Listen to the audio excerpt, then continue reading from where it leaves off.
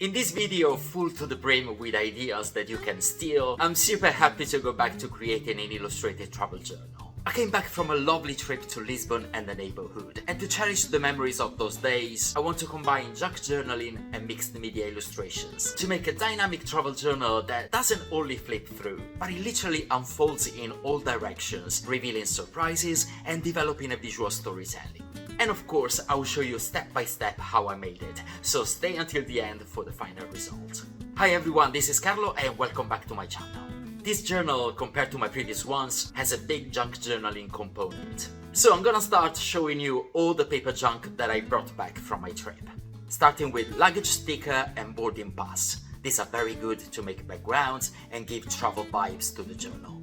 A piece of paper placemat from a restaurant and an order card.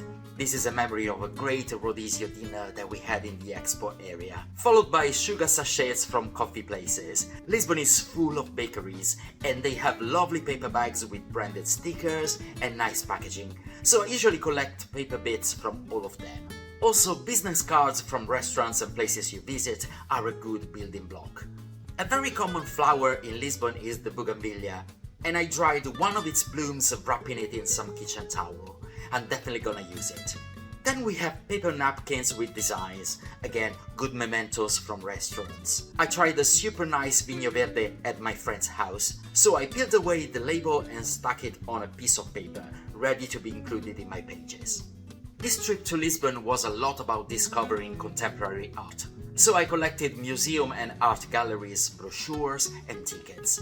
The Gulbenkian Museum was particularly amazing. I've enjoyed the permanent collection and had a beautiful time in the gardens surrounding the foundation, which is where I picked this other flower, an oleander, that I dried once again, this time just pressing it into a booklet. Along with all this amount of junk, I also have my pocket notebook with all the notes from the trip that I've taken day by day, and I'm gonna copy them later on. As a support for this travel journal, I'm using this handmade concertina insert that I created with watercolor paper, suitable for all the media, wet and dry, that I wanna use. You can find a full tutorial to make these inserts on my channel.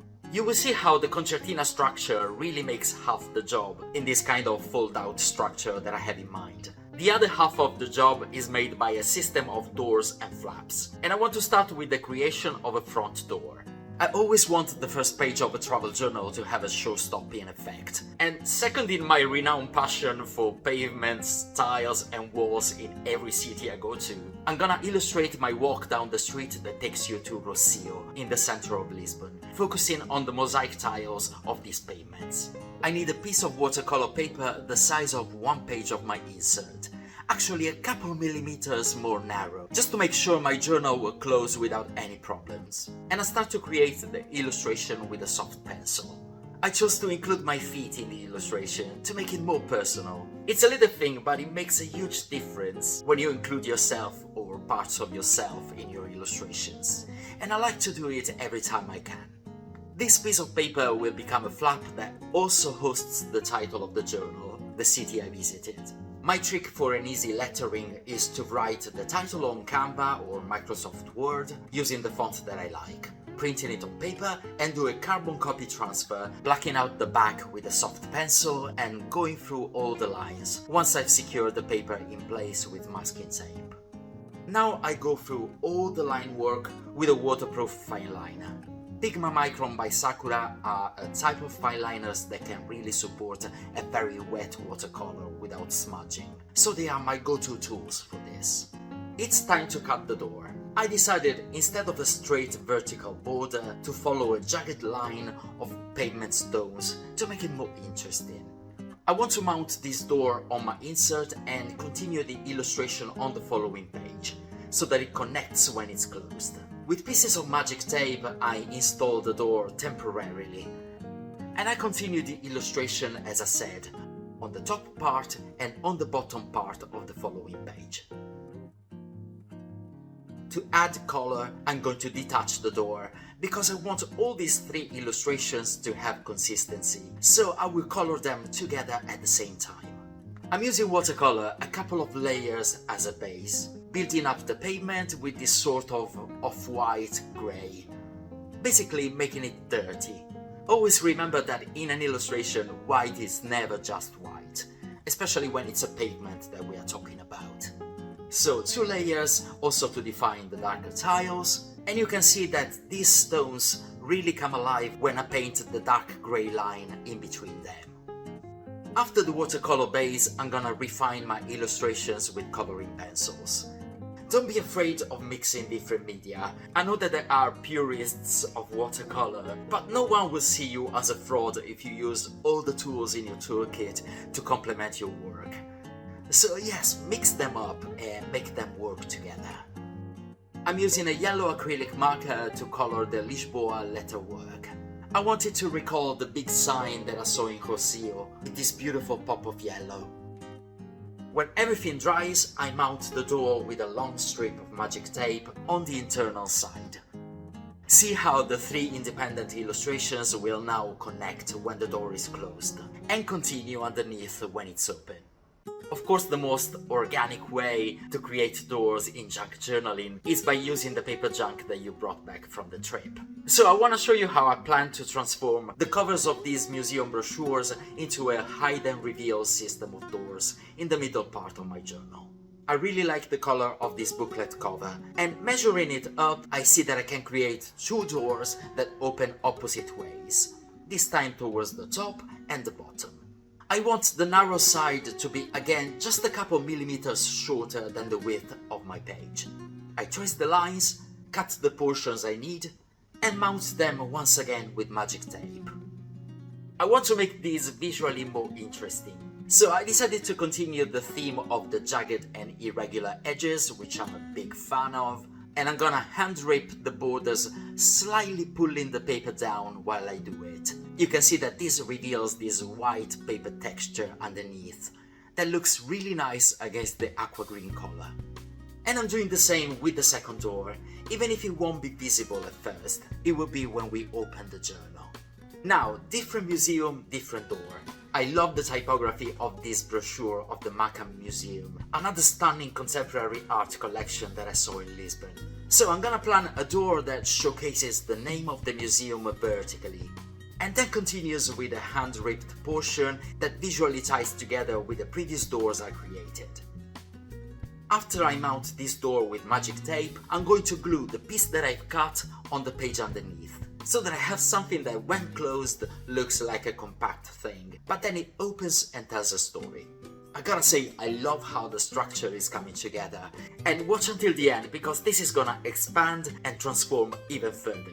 Now let's create a double door for the final page of my journal. I want something that celebrates the lovely afternoon I spent in Cascais on the last day of my trip.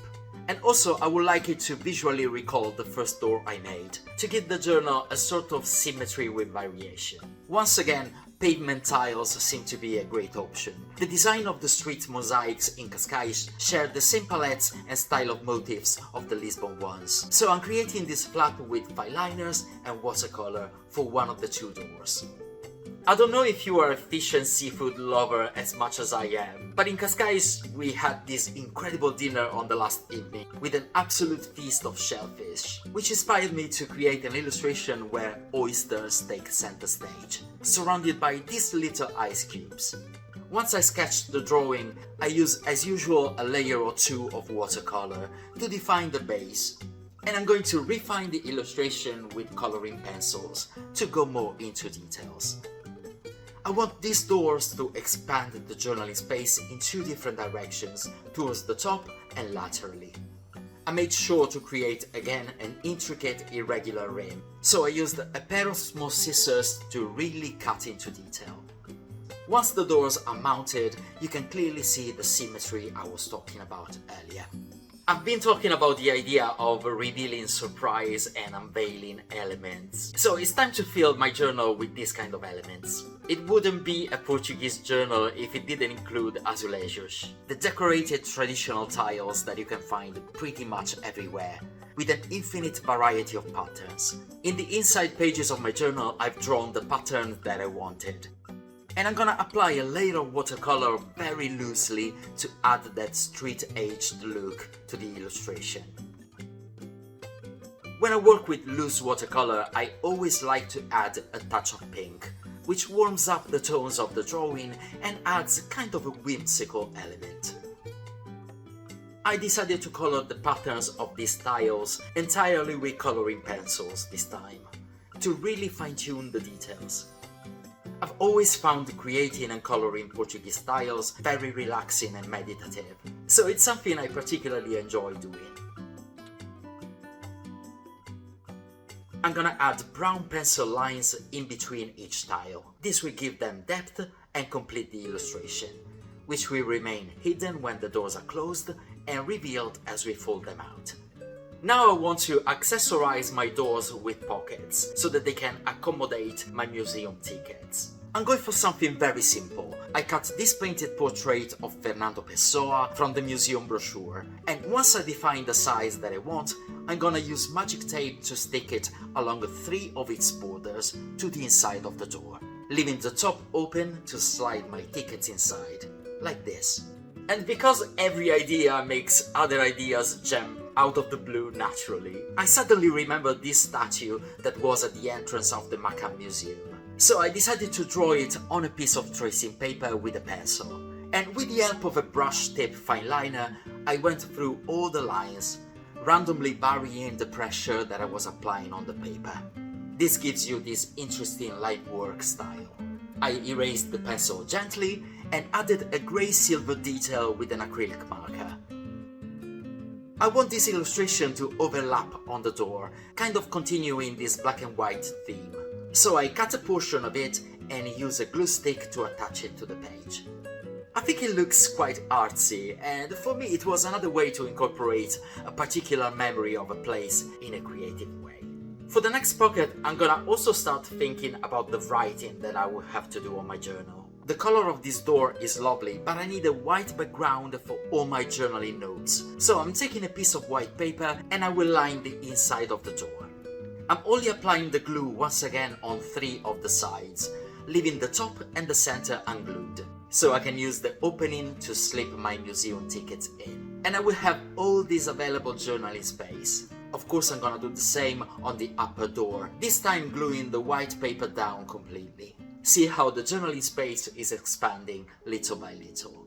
I always reiterate the concept that a travel journal is not meant to be an accurate portrait of a city. Surely not only that, but rather a collection of elements that describe what your experience of the city was, and what that particular trip meant to you and gave you in terms of feelings, of experiences. I talked about my connection with the element of the sea many times on this channel. For me, a trip to the beach is instant therapy. The sound of the crashing waves, the colors, the salty smell.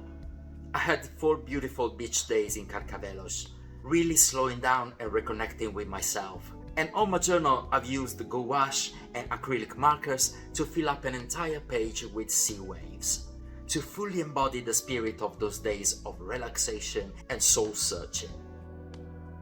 We are ready to add photographs. My usual process, once I've selected the photos that I want to include, is to create a digital photo collage using Canva, but you can use any app or program that allows you to compose a grid of photos. I save it as a PDF and I print it at home on a sheet of adhesive A4 paper.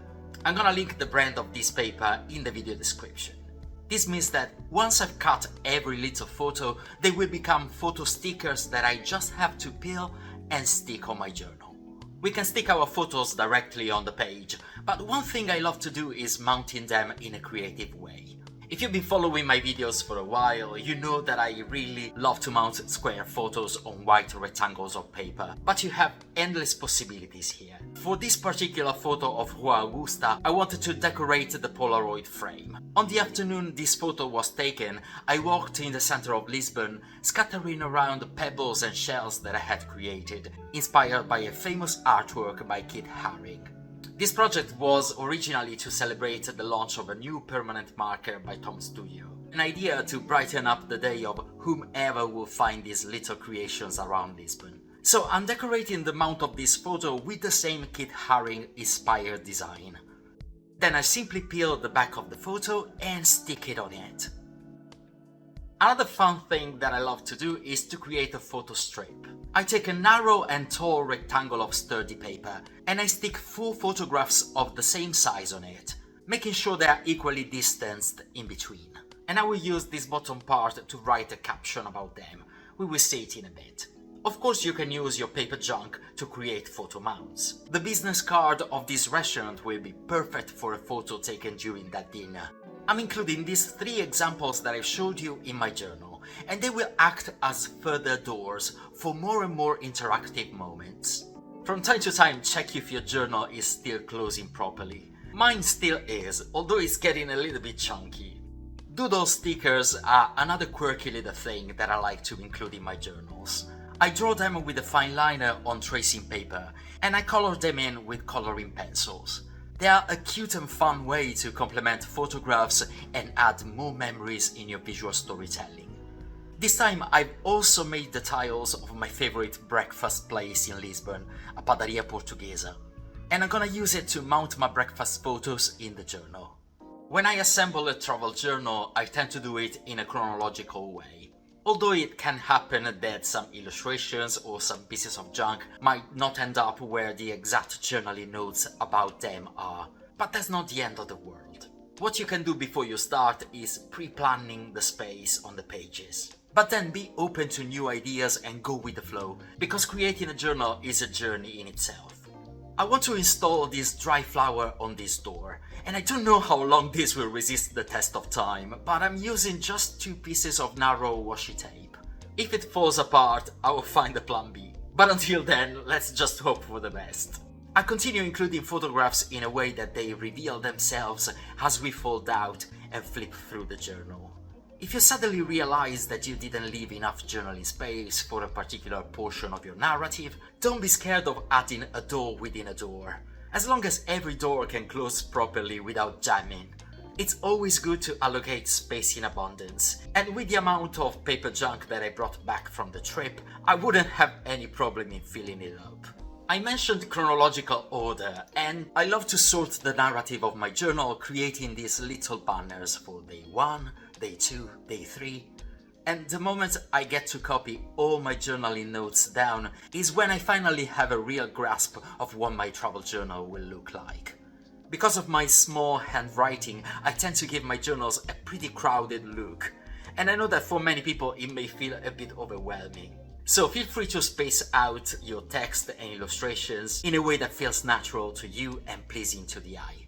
Speaking of pleasure, this is my standard face every time I eat pastéis de nata fresh from the oven.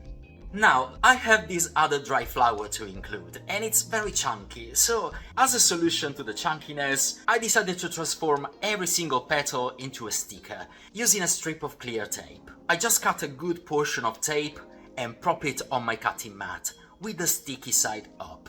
Then I start detaching the petals and sticking them on the tape, spacing them nicely. With a cutting knife, I very accurately cut all around the petals, leaving a good few millimeters from the borders. And easy as that, I transform them into stickers that I use to decorate this page with a pop of color. And it's actually a good memory because where these plants are, you usually see many petals scattered on the pavement as you walk. As I keep on layering pieces of paper junk and travel memories, I realize that really there's no instruction booklet or manual or right or wrongs for creating a travel journal. And that's the beauty of this practice. Only you know what made a trip or a holiday special for you and what you want to convey on the page. And I think that in the desert of this digital era that we are living in, we are craving more and more a return to the analogic, to live in the moment and cherishing the tactile, the concrete experiences, and creating something that lives outside our phones and laptops in the real world, not using prompts, not using AI, something that is 100% genuine and 100% a legacy of us as humans. This is what I try to advocate for on my channel, every time I share my journaling process and create new videos. And all the lovely comments and downpour of love that I've been receiving from the amazing community that you are always brighten up my day. I hope that this video gave you a few ideas you want to try. Summer is still happening, so maybe you might feel inspired to create your own travel journal of a particular destination you've been to. As always, if you like the video and you want to support me, don't forget to like, comment, share, subscribe, and press the hype button so that I can reach a bigger audience. This was me, Carlo, and until the next video, take care, be kind, and I'll see you soon.